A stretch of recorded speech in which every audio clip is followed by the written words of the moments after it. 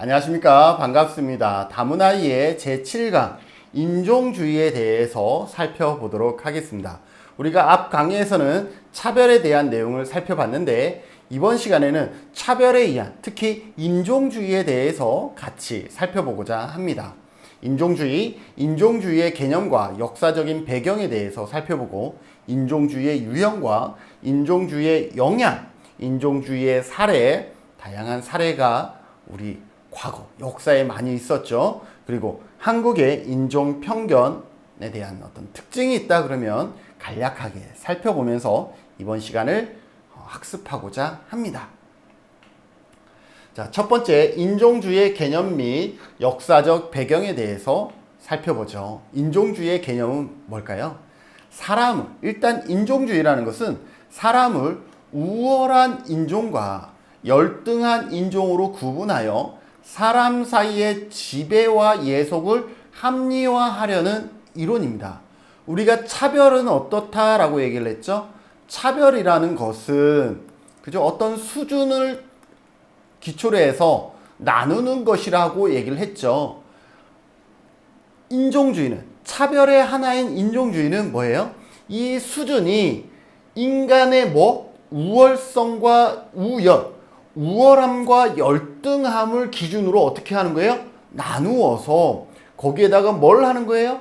사람과 사람 사이의 지배와 예속을 합리화하기 위한, 내가 너를 다스리고 너는 나의 노예가 되는 것을 합리화하려는 그러한 이념이죠.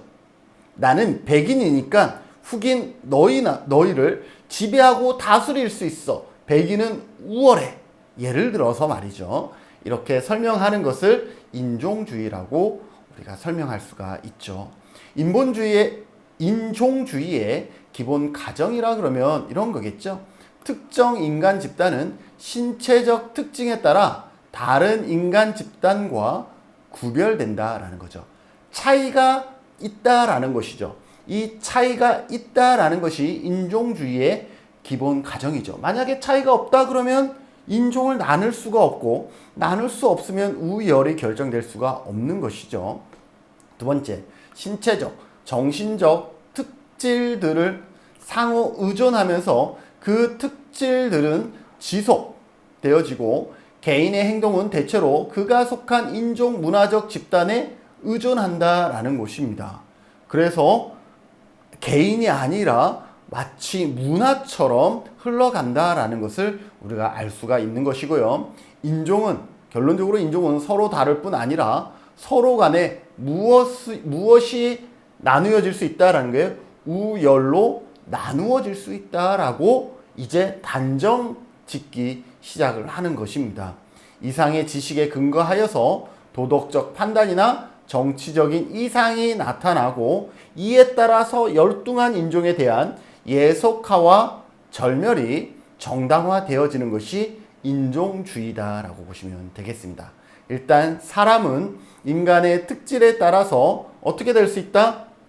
특성과 특질이라는 것은 특성과 성질을 얘기합니다. 인간 신체적 특성과 성질에 따라서 다른 인간 집단과 어떻게 된다? 구별되어진다라는 것이고, 그것은 지속되어지고 또 사람들은 거기에 의존하게 되는데 거기에는 뭐가 있다라는 거예요? 우열이 있다라는 것이죠. 우월함과 열등함이 있다라는 것이죠. 그렇기 때문에 사람들은 그 우월함과 열등함 안에서 도덕적인 판단을 각각 하게 되는 것이고, 정치적인 이상이 나타나면서 또 뭐가 가능하다라는 거예요? 예속과 절멸이 가능하다라고 귀결하고 있는, 마치 그것이 정당하다라고 얘기하고 있는 그것이 뭐다? 인본주의의 절차, 과정이다라고 보시면 되겠죠. 인종주의의 유형에 대해서 살펴보면, 인종주의는 보편주의적 인종주의뿐만 아니라 차이를 강조하는 인종주의, 착취의 인종주의와 절멸의 인종주의가 있습니다. 인종주의 자체가 신분의 높고 낮음을 기초로 해서 열성과 우성을 나누고 또 그것에 의해서 지배함이 정당하다라는 전제가 있는 것이죠. 그렇기 때문에 보편주의적 인종주의 자체도 뭐가 있는 거예요? 인종주의의 사상이 있는 겁니다. 그러나 가장 보편주의적인 인종주의 사상이 있다라는 것이죠. 그렇기 때문에 보편주의적 인종주의는 보편이니까 인종주의 사상이 없는 것이 아니라 다양성과 차이를 가치와 권리로 인정하지 않는다라는 것이죠.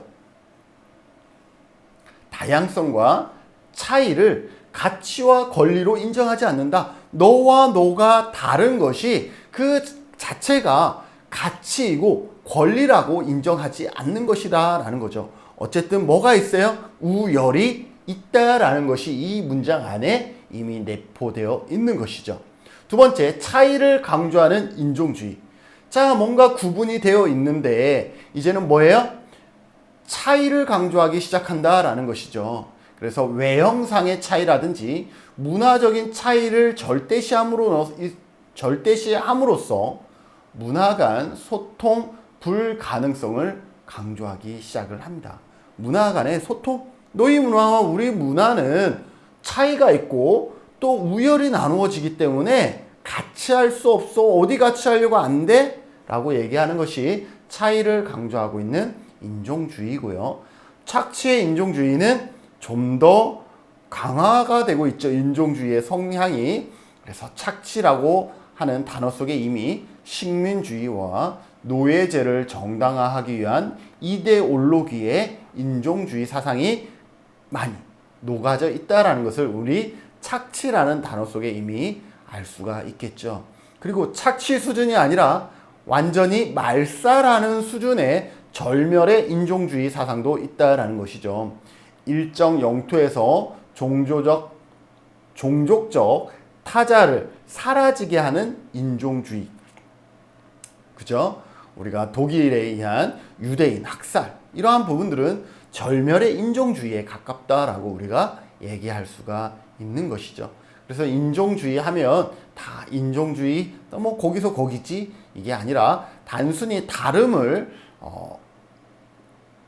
다양성과 차이를 인정하지 않고 넌 달라 이렇게 구분하는 보편주의적 인종주의에서 그 한 종족이 어떻게 하기까지, 사라지게 하기까지 어떻게 하는, 강압적으로 강제하는 절멸의 인종주의 유형도 있다라는 것을 우리가 알 수가 있습니다. 이러한 인종주의 영향은 어떻게 될까요? 인종주의의 사상에 의해서 가해자도 있을 것이고 또 피해자도 있겠죠. 자, 가해자, 피해자. 자, 그러면 어떻게 될까요? 인종주의에 의해서 법적으로 인종주의는 어떻게 하고 있습니까? 법적으로 인종주의는 금하고 있습니다. 현재에도. 왜냐하면 우리가 대부분의 국가에서 헌법의 쥐에 있는 그 헌법에 뭐가 언급이 되어지냐 하면 모든 사람은 평등하다. 이러한 부분들이 다 있겠죠. 그럼에도 불구하고 인종주의는 개인적 차원의 인간 존엄 훼손이라는 미시적 측면뿐만 아니라, 그러니 개인과 개인 사이에 발생하고 있는 인간 존엄의 훼손이라는 미시적인 측면뿐만 아니라 사회적 차원에서의 정의 실현의 걸림돌이 되어 거시적 측면에서도 해당 사회의 통합과 발전을 저해하게 된다라는 것이죠. 그래서 인종주의는 단순히 인간 존엄의 훼손뿐만 아니라 사회의 통합을 어떻게 하는, 저해하는 요인으로 자리 잡을 수가 있다라고 보시면 되겠죠. 지금 우리나라도 어쨌든 이러한 인종주의와 관련한 갈등들이 없는 게 아니죠. 없는 게 아닙니다. 자, 그러면 이러한 미시적인 측면에서의 인종주의로 인해서 구성원들은 어떻게 되고 있을까라는 것이죠.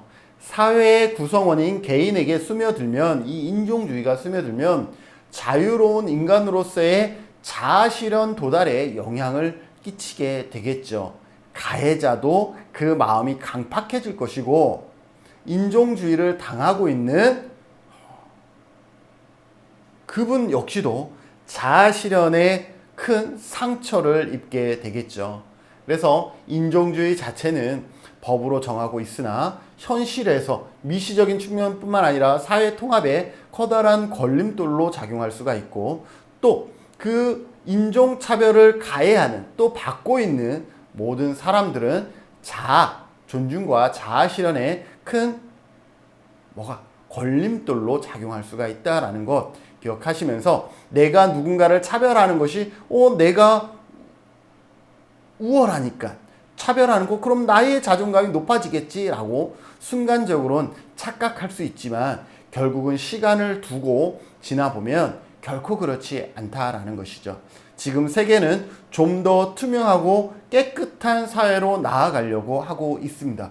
수많은 미투 운동이 발생하고 있고 학폭의 그러한 과거의 내용까지도 지금 다 문제가 되고 있죠. 이러한 것을 어떠한 관점으로 볼 것인지 이러한 부분들 고민하면서 내가 지금 억울하고 또 내가 지금 사회적인 지위와 권력이 높다 그래서 그것을 오남용으로 마치 개인적인 차원에서의 인간의 존엄을 훼손한다든지 이러한 곳에 악용되어서는 결코 안 된다라는 것을 여러분들이 기억하시면서 내 지위와 권력이 높아질수록 더 모든 사람에게 평등하게 다가갈 수 있도록 노력하는 모습이 필요하겠다라고 보시면 되겠습니다.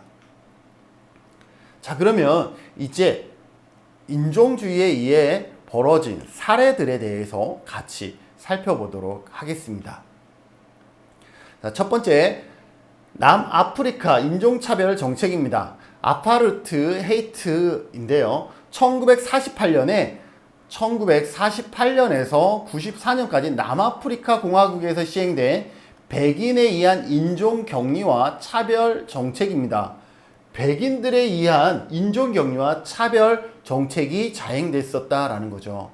남아프리카 공화국에서 악명 높은 인종차별을 강행한 아프리카너들은 기독교 정신과 이념으로 무장해서요. 어떻게 하고 있냐면 스스로를 신에게 선택된 민족이라고 간주하면서 자신의 임무는 어떤 임무를 받았냐 하면 백인의 문명을 유지하는 것에 임무를 받았다라고 주장하고 있습니다.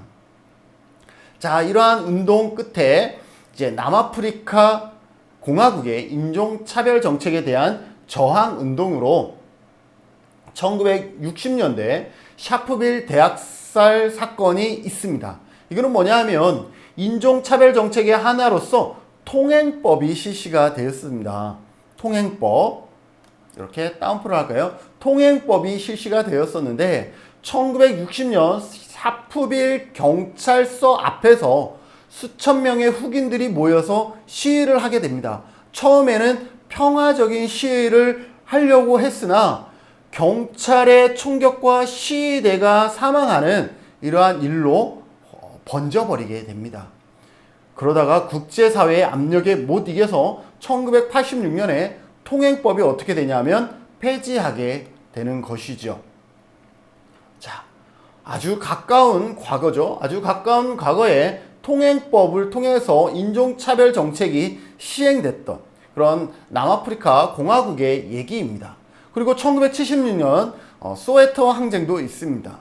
흑인 학교에서요, 아프리카어로 교육을 시행하라는 정부의 발표에 반발한 이번에는 학생들의 시위로 시작을 합니다. 물론 평화적으로 시위를 하죠. 그러나 9개월간 575명이 사망하고 4천여 명이 부상당한 사건도 발생하게 되는 것이죠. 이렇게 인종주의 사례가 아주 먼 과거의 얘기가 아니라 불과 몇십 년 전에 우리가 생활하고 있는 그 사회에서 발생되어졌다라고 보시면 되겠습니다.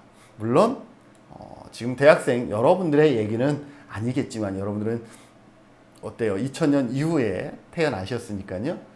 자, 두 번째, 아메리카 원주민 학살입니다. 아주 먼 과거로 돌아가 보도록 하겠습니다. 1492년 10월 12일 콜럼버스가 스페인 왕실의 후원으로 인도를 탐험하기 위해서 대서양 서쪽을 횡단하다가 인도가 아닌 어떤 대륙을 발견하죠. 그래요. 아메리카 대륙을 발견하게 되는 것이죠. 이후 아메리카 대륙은 어때요? 유럽인들의 식민지로서 수많은 약탈과 착취를 당하게 됩니다. 자, 어떠한 약탈과 착취입니까? 물론 그 안에 풍부한 자원들의 약탈과 착취도 있었지만 누구? 노예들. 그죠? 노예들의 착취와 약탈이 있었던 거죠. 1521년 에르난 코르테스가 이끄는 스페인 군대에 의해서 아즈텍 제국이 멸망하고요. 또 1531년에 프란시스코 피사로라고 들어보셨죠? 이에서 잉카 제국이 어떻게 됩니까? 되어집니다.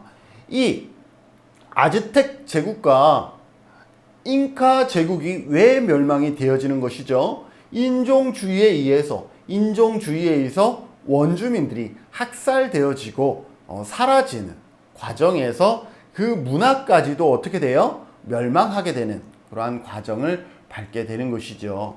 이후에도 아프리카 대륙은 스페인을 주축으로 포르투갈, 영국, 프랑스 등에 의해서 식민지화되면서 탄압과 학살과 종교를 포함한 문화 파괴, 노동력 착취와 자원의 침탈을 끊임없이 당했다라고 우리는 얘기할 수가 있는 것이죠. 미국의 영토로부터 독립한 미국은 영국으로부터 독립한 후에 어떻게 되죠? 인디언이라고 부르는 아메리카 원주민에 대한 핍박은 더욱 심해지죠. 미국도 작은 섬나라 영국에 귀속되었다가 거기에서 독립된 후에 그들 역시도 어떻게 하고 있어요? 인디언이라고 부르는 아메리칸 원주민들에 대한 핍박은 더욱 심해져서 무차별 학살과 인디언 보호구역으로 내몰리게 되고 그것으로 인해서 인구도 급격히 줄어드는, 이것도 결국 뭐예요? 아메리칸 원주민 학살, 뭐에 의해서 신대륙을 발견하면서 그 신대륙을 노예화하면서 그 나라의 사람과 원주민과 문화까지도 멸망하게 되는, 그리고 미국이라는 나라는 영국에 귀속되었는데 거기에서 벗어나면서 독립하면서 미국의 독립 이후에 그들 역시도 다시 누군가를 착취하고 또 탄압하는 그러한 모습이 악순환의 연결고리를 끊지 못했다라는 것을 우리가 알 수가 있는 것이죠. 미국 한방울 법칙이 있습니다. 미국 한방울 법칙은 뭐냐면 말 그대로 한 방울만 섞여도 어떻게 한다라는 거예요? 흑인으로 간주한다라는 것이죠. 다른 인종이 혼혈인 경우 흑인의 상대가 되는 인종이 누구라도 흑인의 피가 한 방울이라도 섞이면 흑인으로 간주한다라는 것이죠. 1950에서 50년대까지 미국의 48개 주에서 30개 주에서 흑인과 백인의 결혼을 금지하고요. 67년까지도 무려 17개 주에서 흑인과 백인을 포함한 타인종 간 결혼이 법으로 금지되어져 있었습니다. 오늘날까지도 미국 사회는 여러분들도 잘 아시겠지만 비공식적, 즉 암묵적이지만 어떻게 되고 있어요? 인종이 분류되어지고 있는 것을 우리가 알 수 있죠. 백인, 미 경찰에 의한 흑인의 탄압이 어떻게 비인권적으로 이루어진다라는 기사들을 우리는 자주 신문상, 뉴스상에서 확인할 수가 있는 것이죠. 그게 그러한 어떤 인종차별주의가 밑바탕에 깔려 있는지 아니면 어쩔 수 없는 상황이었는지까지 우리가 완벽하게 해석할 수는 없지만 그래도 비공식적이고 암묵적으로 아직도 인종 분류가 이루어지고 있다는 것을 우리는 알 수가 있습니다. 자, 다음 나치 유대인 학살입니다. 여러분들 나치 유대인 학살은 여러분들도 잘 알고 계신 그런 어떤 역사 중에 하나인 거죠.